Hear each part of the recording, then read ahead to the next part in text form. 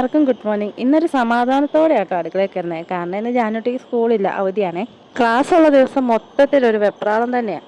അങ്ങനെ രാവിലെ ഒന്ന് ഫ്രഷ് ആയിട്ട് ബ്രേക്ക്ഫാസ്റ്റിന്റെ പരിപാടിയിലേക്ക് കിടന്നേ. ഇന്ന് പുട്ടാണ് ഉണ്ടാക്കുന്നത്. ഇന്ന് പുട്ടിന് കറിയൊന്നും ഉണ്ടാക്കുന്നില്ല, പഴയ ഇരിപ്പുണ്ടേ, അത് മതി. കാര്യം പറഞ്ഞ അപ്പത്തിന് മാവൊക്കെ ഉണ്ടായിരുന്നു. പക്ഷെ പിള്ളേർക്ക് ഈയിടെയായിട്ട് പുട്ടിനോടൊരു ഇഷ്ടം കൂടിയിട്ടുണ്ട്. അതുകൊണ്ടാണ് പുട്ടുണ്ടാക്കുന്നത്.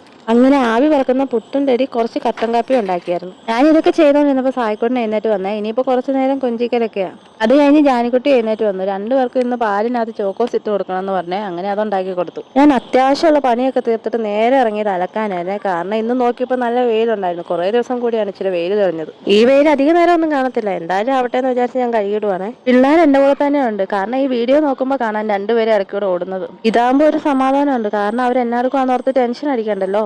അങ്ങനെ കുറേ സമയത്തെ പരിശ്രമത്തിന് ശേഷം നമ്മൾ മിഷൻ കംപ്ലീറ്റ് ചെയ്തിട്ടുണ്ട്. നമ്മുടെ ഡ്രസ്സുകളെല്ലാം കഴുകി ഉണക്കാൻ ഇട്ടിട്ടുണ്ട്. അതിൻ്റെ ഇടയ്ക്ക് ഒരാൾക്ക് ഭയങ്കര ചൂടാണേന്ന് പറഞ്ഞ് പോയി കുടയൊക്കെ എടുത്തോണ്ട് വന്നിട്ടുണ്ട്. കുറച്ചു നേരം കൂടെ അവിടെ നിന്നിട്ട് പിന്നെ അകത്ത് കയറിയ വിശപ്പിന്റെ വിളി വന്നിട്ടുണ്ട്. എൻ്റെ പൊന്നു മക്കളെ വിശന്നിട്ട് ഒരു രക്ഷയില്ലായിരുന്നു. ഞാൻ ഓടിപ്പോയി പുട്ടും ചെറുപയർ കറി ഉണ്ടായിരുന്നു, അതും എടുത്തു. പിന്നെ നല്ല ചായ ഉണ്ടായിരുന്നു, അതും എടുത്തു. എനിക്ക് ഈ പുട്ടിൻ്റെ കൂടെ പഴമൊന്നും കഴിച്ചാൽ ശരിയാകത്തില്ല. എന്തെങ്കിലും കറി വേണം. കടലക്കറിയാണ് ഏറ്റവും ഇഷ്ടം. അത് കഴിഞ്ഞ് പിന്നെ വീഡിയോ ഒന്നും എടുക്കാൻ പറ്റില്ല. കാരണം പിള്ളേർക്ക് ചെറുതായിട്ട് പനിയായിരുന്നു. അതിന്റെ നല്ല വഴക്കായിരുന്നു രണ്ടുപേരും. ഈ ഒരു സമയത്താണ് നമ്മൾ പെട്ടുപോകുന്നത്. അന്നേരം വരുന്ന ഒരു വിഷമം ഉണ്ടല്ലോ, അത് പറഞ്ഞറിയിക്കാൻ പറ്റത്തില്ല. ഇനി ഇവർ ഈ ചിരി കാണുമ്പോൾ നമ്മളതെല്ലാം മറന്നു പോകുന്നേ.